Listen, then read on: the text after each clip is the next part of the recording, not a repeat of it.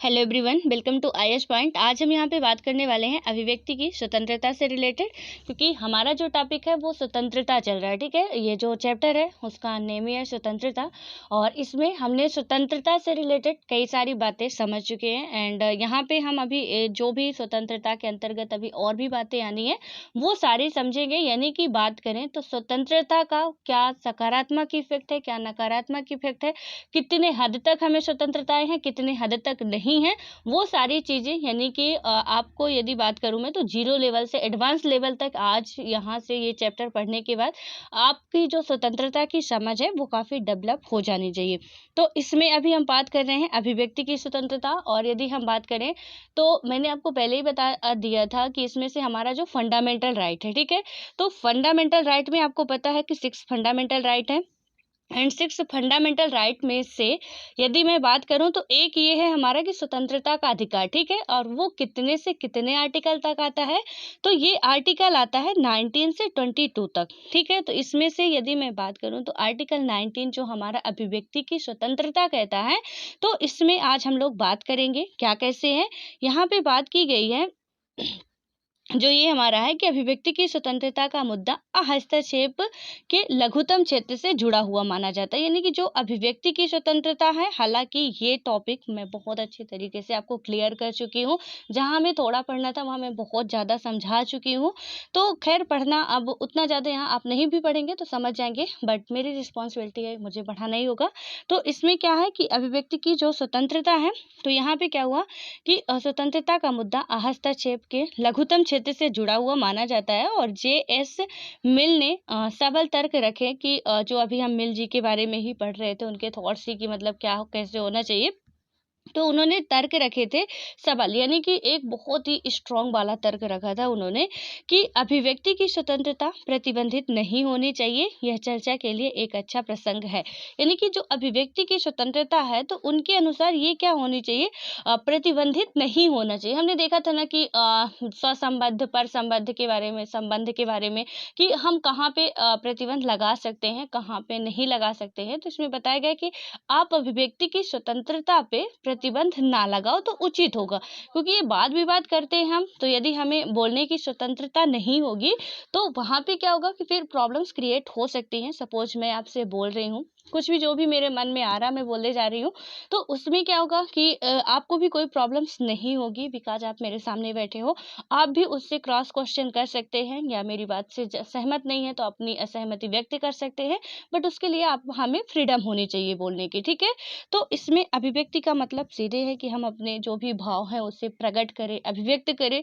तो इसमें मिल जी के द्वारा यही कहा गया है कि उस पर प्रतिबंध लगाना कहीं ना कहीं उचित नहीं है। ठीक है, आगे देखते हैं क्या होता है। बहुत बार क्या हुआ कि किसी पुस्तक, नाटक, फिल्म या किसी शोध पत्रिका के लेख पर प्रतिबंध लगाने की मांग उठती है। अब यहाँ से बहुत अच्छा, अभी आप लोग हाल फिलहाल के एग्जाम्पल भी सुने होंगे, अभी बता रही हूँ मैं। तो इसमें क्या हुआ कि नाटक, फिल्म या किसी शोध पत्रिका के लेख पर प्रतिबंध लगाने की मांग उठती है। किसी पुस्तक पर प्रतिबंध लगाने की मांग को इस चर्चा के आलोक में देखा जाए। अभी तक हमने स्वतंत्रता को विकल्प निर्धारण के रूप में देखा, जहाँ क्या होता है सकारात्मक और नकारात्मक स्वतंत्रता के बीच फर्क किया गया। ठीक है, यानी कि एक विकल्प निर्धारण के रूप में अभी तक हम इसके देख रहे थे, जहाँ पे पॉजिटिव या निगेटिव जो भी हमारी फ्रीडम है उसके बारे में हमने फर्क किया है। और इसमें बताया गया कि जहां हमने स्वतंत्रता पर न्यायोचित सीमाएं लगाने की जरूरत को स्वीकार किया, लेकिन क्या होता है कि साथ ही यह भी माना कि इन सीमाओं को उचित प्रक्रिया और महत्वपूर्ण नैतिक तर्कों के समर्थन की जरूरत है। अभिव्यक्ति की स्वतंत्रता एक बुनियादी मूल्य है जो और इसमें बताया गया है, और जो इसको सीमित करना चाहते हैं उनसे बचने के लिए समाज को कुछ असुविधाओं को सहन करने के लिए तैयार रहना चाहिए। और इसमें बताया गया नहीं, जो बचना चाहते हैं, सॉरी, जो इसमें मतलब प्रतिबंध लगाना चाहते हैं उनसे बचने के लिए हमें कुछ अलग तरीके से ही फिर तरीके अपनाने पड़ते हैं। और बाल्तेयर का कथन याद करें कि तुम जो कहते हो मैं उसका समर्थन नहीं करते, यानी तुम जो कहते हो मैं उसका समर्थन नहीं करता, लेकिन मैं मरते दम तक तुम्हारे कहने के अधिकार का बचाव करूंगा। और हम इस अभिव्यक्ति की स्वतंत्रता से कितनी गहराई से प्रतिबद्ध प्रतिबद्ध हैं। यहाँ पे जो बाल्तेयर जी ने कहा था कि तुम जो कहते हो हम उसको एक्सेप्ट नहीं करेंगे, लेकिन हाँ, तुम्हारे कहने का समर्थन ज़रूर करेंगे या तुम्हारे कहने जो भी तुमने कहा उसकी रिस्पेक्ट करेंगे, लेकिन ज़रूरी नहीं कि तुमने जो कहा वो चीज़ें हम मान लें, ठीक है? तो यहाँ पे जैसे कि मैंने कल भी बात की थी कि हम जो कह रहे हैं आपको नहीं पसंद है, बिल्कुल आप मेरा समर्थन मत कीजिए, यानी कि आप मेरी बातों से सहमत मत होइए। मैं कह रही हूँ आप पढ़िए, नहीं माने आपको मत पढ़िए, ठीक है? लेकिन हाँ, आप मेरी बातों की इज्जत रखिए, मान रखिए, उसे कहीं पे भी उछालिए मत। हाँ, ठीक है, आपको नहीं पढ़ना, आपने अपनी मर्ज़ी का कर लिया, मेरे मन में जो था वो मैंने कह दिया, ठीक है? और इसमें बात की गई थी एक कि जैसे फ़िल्म वगैरह रोकने की होती है, तो चलिए ठीक है, हमें अभिव्यक्ति की स्वतंत्रता तो मिल गई। अब मूवी बनाई जा रही है या कोई जो भी हमारे स्क्रिप्ट आते हैं या कुछ भी, मतलब ऐसे जो वेब सीरीज वगैरह आती है, आपने अभी तांडव का देखा होगा, उसमें बैन लगा दिया जा चुका है। तो जो तांडव वेब सीरीज थी उसमें भी भगवान को गाली दे रहे थे, ठीक है?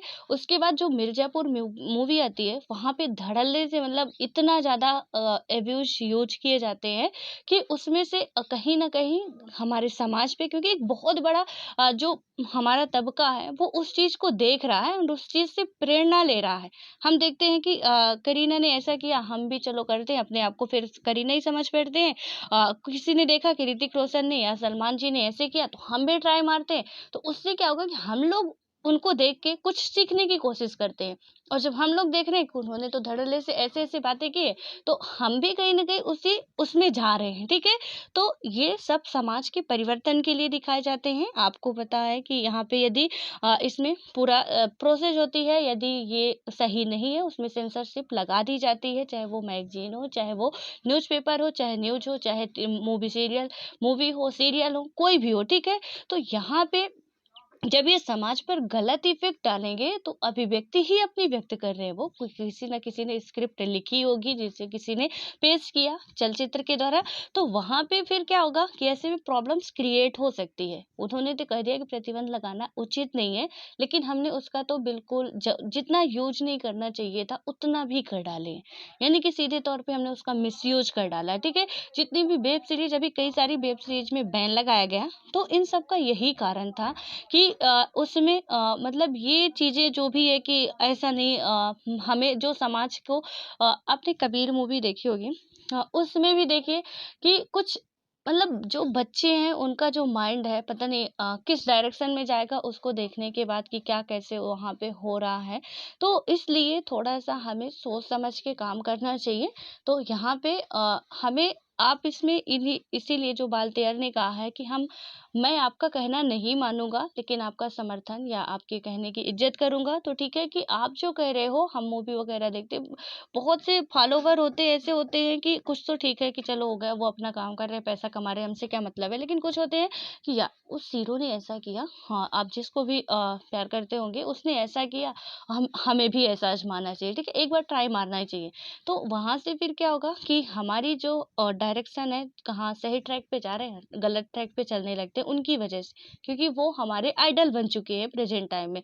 इसलिए ये उनके ऊपर प्रतिबंध लगाना बहुत इम्पोर्टेंट हो जाता है। कोई मैगजीन पढ़ने का शौकीन है, मैगजीन में कुछ ऐसे-ऐसे विचार लिख दिए गए, ऐसे-ऐसे एडिटोरियल छाप दिए गए, जिससे कि हमें प्रॉब्लम्स हो सकती है, हमारा ब्रेन वॉश हो सकता है।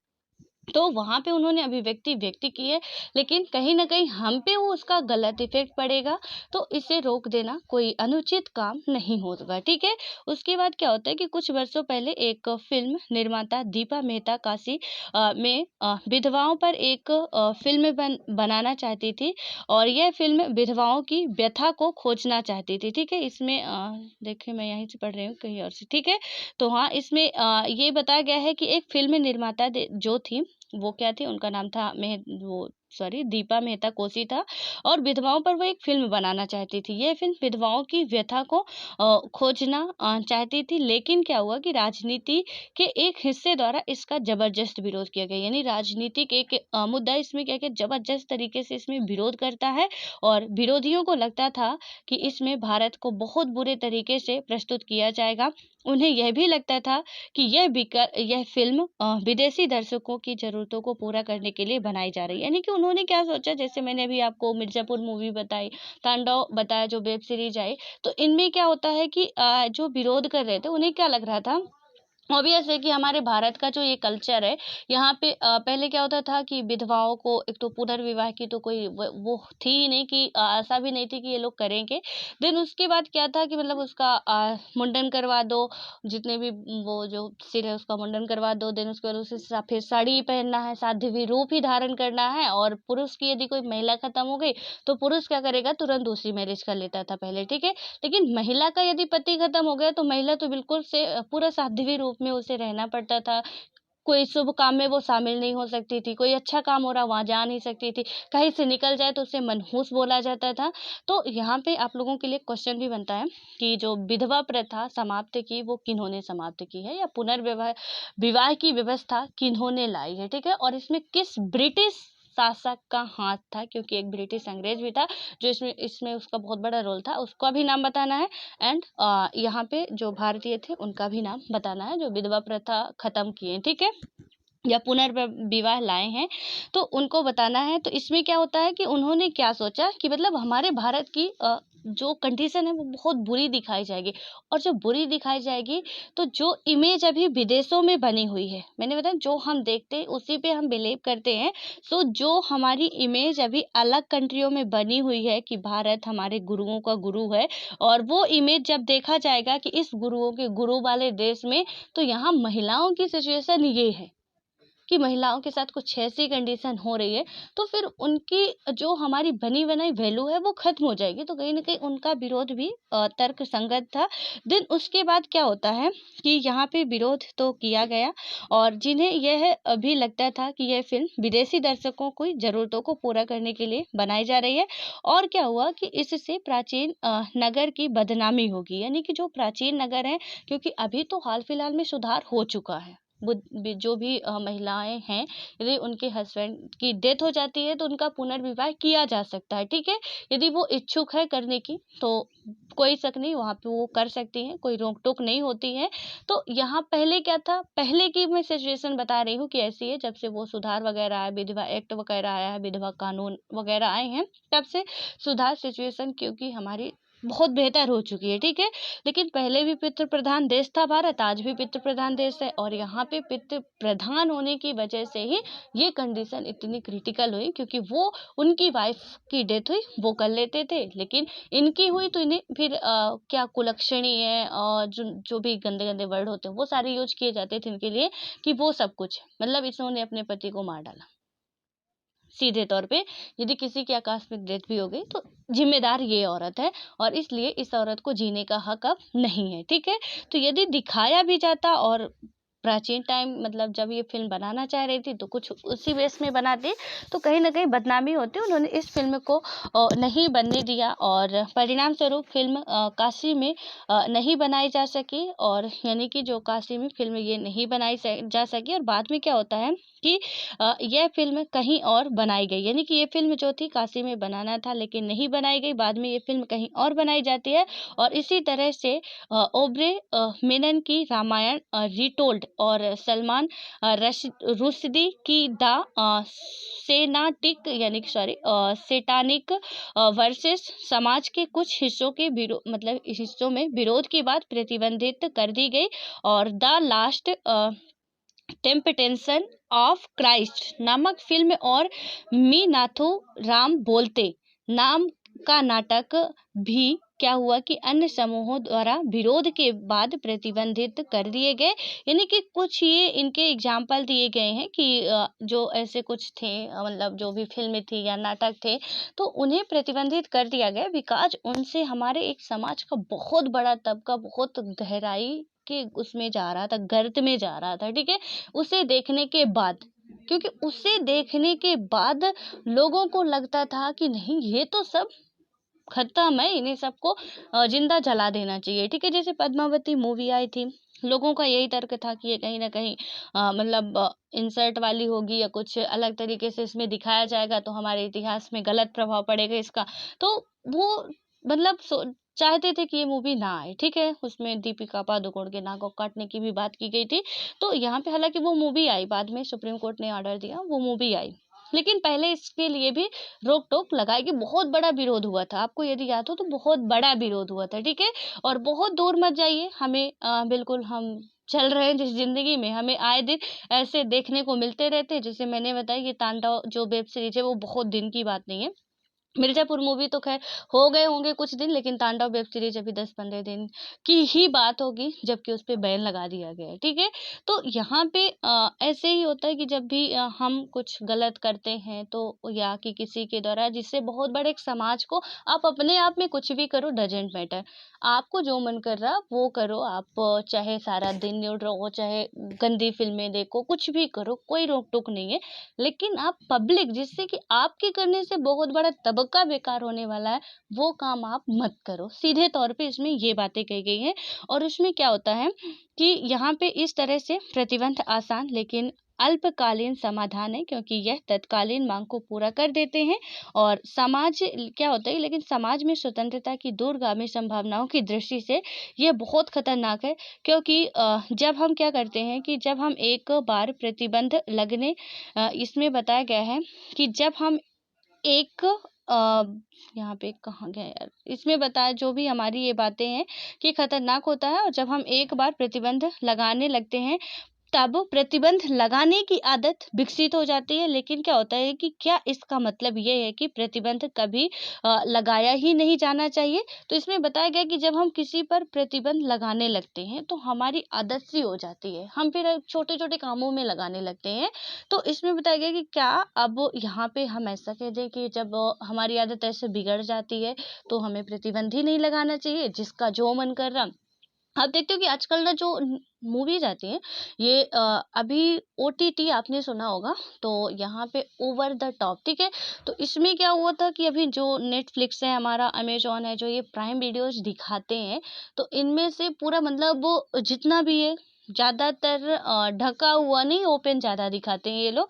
कि जितना न्यूड सीन जितने भी होंगे, जितनी एब्यूज होंगी, वो सारे यहाँ पे शो होते हैं, ठीक है? तो इसमें क्या होता है, हालाँकि पब्लिक बहुत अच्छी, यानी कि हमारी जो जनरेशन है अभी की, वो बहुत खुश होती है कि यार बहुत अच्छा दिखा रहा है। मिर्ज़ापुर मूवी देखने के लिए मतलब लोग तड़प से रहे थे कि कैसे-कैसे दिखा रहा है, ठीक है?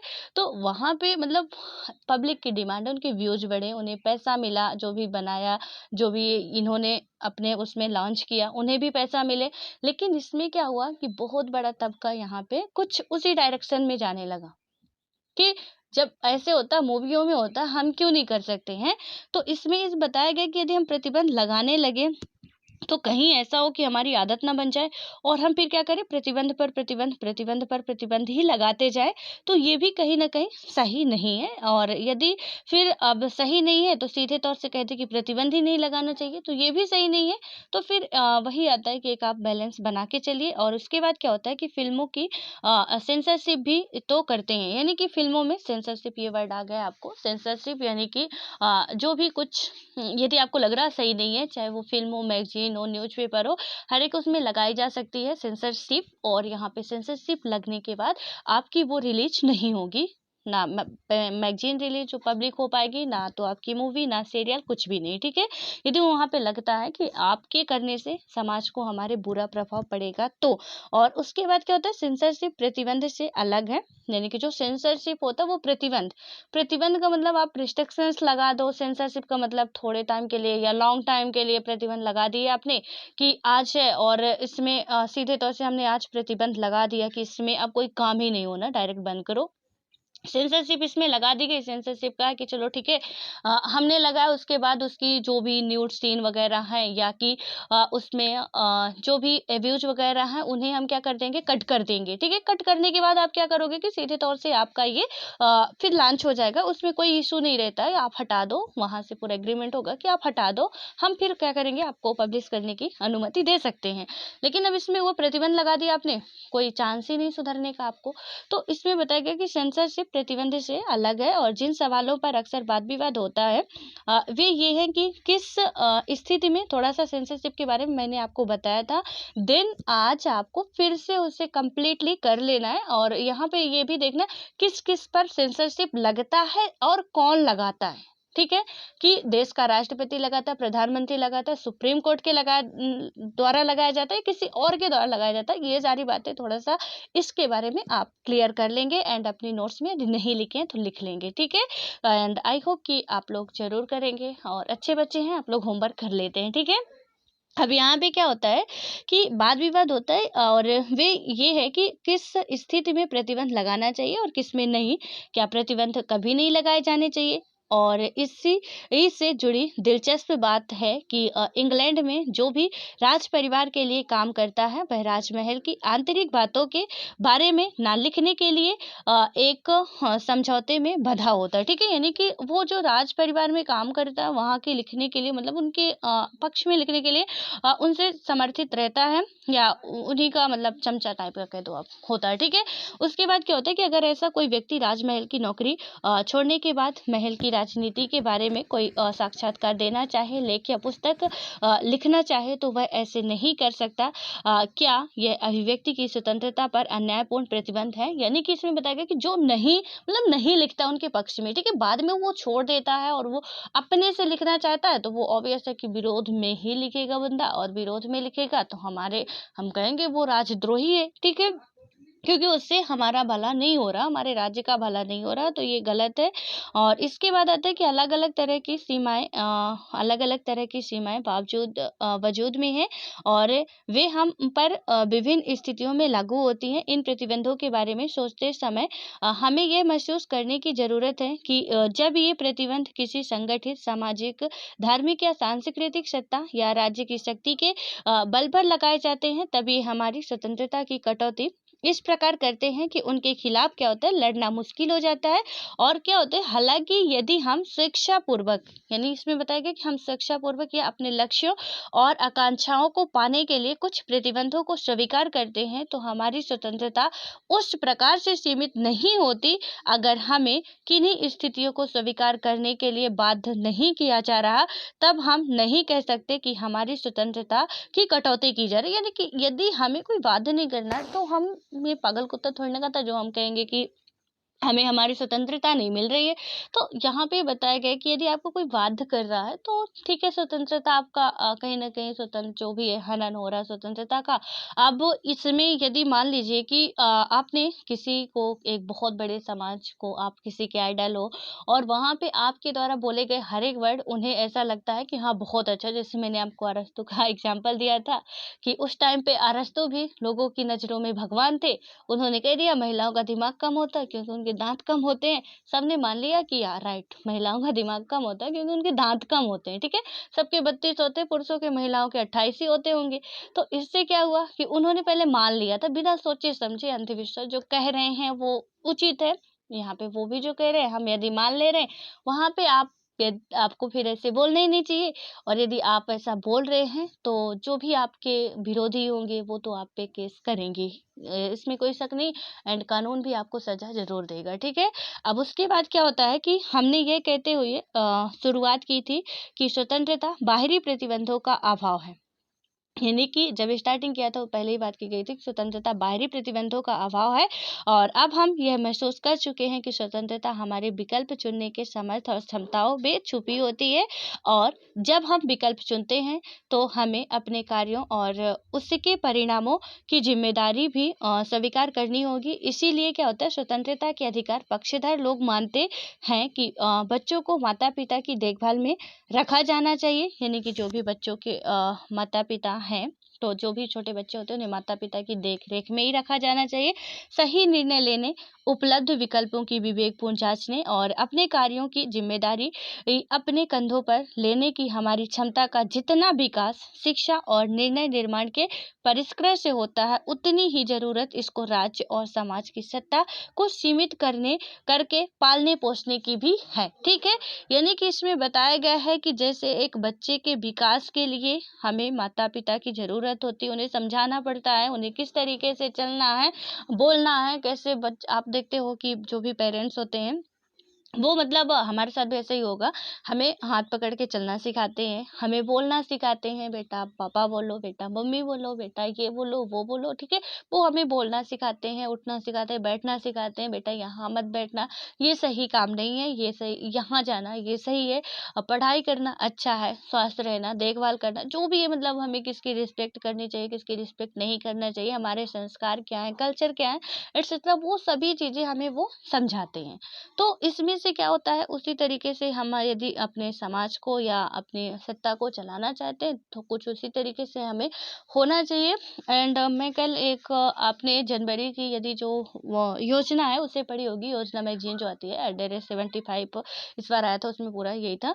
उन उसमें एक बात कही गई थी कि यहाँ पे यदि हम देखते हैं कि हमारे जो भी बच्चे हैं, यानी कि एक स्वास्थ्य यदि शिक्षा है हमारे यहाँ, ठीक है, एजुकेशन है, तो हम बहुत सारी चीज़ें कर सकते हैं। अच्छी वेल एजुकेशन है, अदरवाइज नहीं है तो हम नहीं कर सकते हैं। तो यहाँ पे एजुकेशन भी इम्पोर्टेंट होती है और होना भी चाहिए, क्यों नहीं। आपको देखते इसीलिए इम्पोर्टेंस के चलते, क्योंकि एक देश का निर्माण कैसे होता है, हमारे देश का निर्माण होता है कि एक स्वस्थ एंड शिक्षित यहाँ की जनता हो। और एक और बात उसमें कही गई थी कि जो व्यक्ति है, जैसे गवर्नमेंट कोई काम कर रही है तो वहाँ पे क्या होता है कि गवर्नमेंट के द्वारा जो भी काम किए जा रहे हैं, यदि जनता उसमें पार्टिसिपेट कर रही है, सही तरीके से उसे उसमें भागीदारी अपनी निभा रही है, तो वो काम बहुत ही जल्दी हो जाएगा। जैसे स्वच्छ भारत अभियान चलता है, तो वहाँ पे हमने अपना कचरा उठाया, जो मैंने आपको, हालाँकि मेरे विचार भी कई मतलब कुछ ऊपर ही चलते रहते हैं, ठीक है? तो मैंने आपको पहले ही बता दिया ना। इसमें क्या होता है कि जैसे हमने अपना कचरा उठाया, आपने अपना उठाया और दूसरे ने अपना उठाया, तीसरे ने अपना उठाया, कचरे फैलने की कोई बात ही नहीं है। हमने बाइज्जत अपना जहाँ भी डस्टबिन था वहाँ डाल दिया, जितना अपने हमें खर्च करना था उतना ही किया, जितना नहीं चाहिए था कि फालतू में वेस्टेज है, उतना हमने अच्छे तरीके से उसे व्यवस्थित तरीके से कहीं उसके सही स्थान पर रख दिया। तो इससे क्या होगा, स्वच्छ भारत तो ऑलरेडी हो जाना है। हम भारत के नागरिक है, भारत में हम रह रहे, रिस्पॉन्सिबिलिटी हमारी है, गवर्नमेंट तो ला ला रही है हमारे लिए, एडमिनिस्ट्रेटिव जो है वो हमें उसको संचालित कर रहे हैं, लेकिन कहाँ तक करें, वो भी राजनीति में दबे हुए होते हैं। और सबके घर में बीवी बच्चे होते हैं, उन्हें भी सबको अपनी नौकरी प्यारी होती है, क्या करे वो। इसलिए हमारी रिस्पॉन्सिबिलिटी एक अपने देश को बना के रखना है, तो पब्लिक की रिस्पॉन्सिबिलिटी बहुत इंपॉर्टेंट है। स्वतंत्रता आपको मिली हुई है, बखूबी स्वतंत्रता का आप यूज कीजिए, मिस यूज मत कीजिए। आप जितना यूज करना चाहते हो उतना कीजिए। आप बोलिए, अपने हक के लिए लड़िए, किसी से भी बात करिए, कुछ भी करिए, जो भी मन करे वो करिए, लेकिन आप किस इसका मिसयूज नहीं करेंगे। 100 बात की एक बात, जितना हमने देखा सेंसरशिप, आप लोग इसमें से पढ़ लीजिएगा, ठीक है। सेंसरशिप क्या है, हालांकि मैंने नोट्स में लिखवाया था, तो जहाँ तक मुझे याद है कि हम लोग इसके बारे में बात कर चुके हैं, लेकिन फिर भी आप लोग एक बार गूगल से सर्च मारेंगे और इसका पूरा पढ़ेंगे, यानी कि शुरुआत से लेकर एंड तक आप इसे पढ़ेंगे। 2 लाइनें सिर्फ पूरा पढ़ेंगे इसके बारे में, एंड उसमें से 2 लाइनें 3 लाइनें आपको अपनी नोट्स में लिख लेनी है। पढ़े रहेंगे पूरा, लिखना सिर्फ इतना, यही हमारी सही नोट्स बनाने की सही स्ट्रेटेजी होती है कि पढ़ना, उसके बारे में पूरी थ्योरी है हमें, और लिखना, क्योंकि जब पूरा पढ़ेंगे तभी हम एनालिटिक कर पाएंगे, एनालिसिस कर पाएंगे कि यस हमें समरी इसमें से क्या निकालना है। अदरवाइज हम नहीं समझ पाएंगे, 2-2 4-4 वर्ड लिख लिए, उन वर्डों का ही मीनिंग नहीं आता हमें, इसलिए पूरा पढ़ना है, उसके बाद थोड़ा सा लिख लेना, ठीक है। एंड आशा करती हूँ कि आप सभी लोग करेंगे, और जो मैंने कल होमवर्क दिया था गोपाल का कंप्लीट हो गया, और आप लोग भी कंप्लीट कर लिया करिए, ठीक है। यदि पढ़ना है तो अच्छे से पढ़िए, अदरवाइज नहीं पढ़ना है तो कहीं लग जाइए दूसरे कामों में, टाइम वेस्ट मत कीजिए, अपना भी, अपने मम्मी पापा का भी। आपको मैं एक बात बता दूं कि इस दुनिया में हर एक इंसान जो है ना, मतलब जीव प्राणी जो होता है, वो क्या करता है, 1-2 साल बाद अपने भोजन के लिए कहीं ना कहीं से व्यवस्था कर लेता है। चाहे आप बिल्ली का बच्चा देखो, कुत्ते का बच्चा देखो, गाय का बच्चा देखो, कोई कीड़े मकोड़े होते हैं, वो सारे अपनी अपनी, मतलब कोई मम्मी पापा से मतलब नहीं, उन्हों वो अपने खाने के लिए खुद से जुगाड़ करते हैं। एक ह्यूमन प्राणी ऐसा होता है कि जो 22 साल तक अपने मम्मी पापा के, मतलब उसमें पल्लू में बंधा रहता है, खाने को मिलता है, आराम से खाता रहता है, खुद के लिए 1 रुपए नहीं कमाता है। तो इसलिए आप लोग बड़े हो गए हैं, पढ़ना है तो बेहतर से पढ़िए, अच्छे से पढ़िए, अदरवाइज टाइम वेस्ट मत कीजिए। ये मेरा पर्सनली सजेशन है आप लोगों के लिए, ठीक है। जो पढ़ रहे हैं उनके लिए बहुत अच्छा है, और जो नहीं पढ़ रहे हैं तो हो सकता है मैं कभी कभी बहुत बुरा बोल देती हूँ, आपको बुरा भी लगता होगा, लेकिन मुझे कोई फर्क नहीं पड़ता। आपको बुरा लगता है, I am really sorry, but आप यदि कर रहे हैं तो फिर अच्छे से करिए, अदरवाइज कोई ज़रूरत नहीं है मेरे हिसाब से कि आप फालतू में उन्हें बेवकूफ़ बना रहे हैं, घर वालों को, या कहीं भी कोचिंग वगैरह ले रहे हैं, उन्हें पैसा दे रहे हैं, वो भी एक फालतू में उनका किसी और काम में आ जाएगा, ठीक है। तो इसलिए कहीं जॉब शॉब ढूंढिए, कहीं नौकरी शोकरी कीजिए, और अपना अच्छे से एंजॉय कीजिए, लाइफ मस्त रहेगी। ये पढ़ाई-सढ़ाई का चक्कर फिर छोड़ ही दीजिए। अब मिलते हैं हम लोग, ये चैप्टर हमारा ख़त्म हो चुका है। अब हम बात करेंगे अपने नेक्स्ट चैप्टर पे और नेक्स्ट डे बात करेंगे। ये अब आता है हमारा समानता, ठीक है? तो सारे अधिकार हम पढ़ेंगे, स्वतंत्रता पढ़े, समानता पढ़े और भी जो-जो होगा शोषण-वोषण सब पढ़ लेंगे, ठीक है? कोई दिक्कत नहीं है, यहाँ पे सारी चीज़ें हम समझने वाले हैं। तो मिलते हैं अब नेक्स्ट वीडियो में।